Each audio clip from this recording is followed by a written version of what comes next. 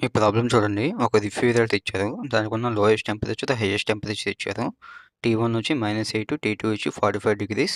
ఇప్పుడు మనకి 1 టన్ of రిఫ్రిజిరేటర్‌ని create చేయడానికి, అంటే హీట్‌ని రిమూవ్ చేయడానికి దానికి కావాల్సిన పవర్ ఎంత అని అడిగారు. సో, రిఫ్రిజిరేటర్ మనం డయాగ్రామ్ డ్రా చేసుకుంటాం. సో, మనకి COP ఎంత రిఫ్రిజిరేటర్‌కి? T1/T2 - T1. సో, ఇక్కడ T1 అనేది -8, దట్ కెల్విన్‌లో కన్వర్ట్ చేసుకుంటే 265 కెల్విన్స్. T2 అనేది 318 కెల్విన్స్.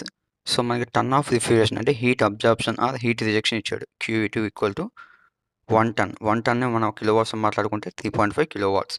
సో, COP ఫార్ములా ఏంటి? Q/W అని కూడా రాసుకోవచ్చు కదా! సో, ఇప్పుడు Q/W = T1/T2 - T1. సో, మనకి 3.5/W = 265/318 - 265. సో, ఇప్పుడు పవర్ రిక్వైర్డ్ W = 0.7 కిలోవాట్స్.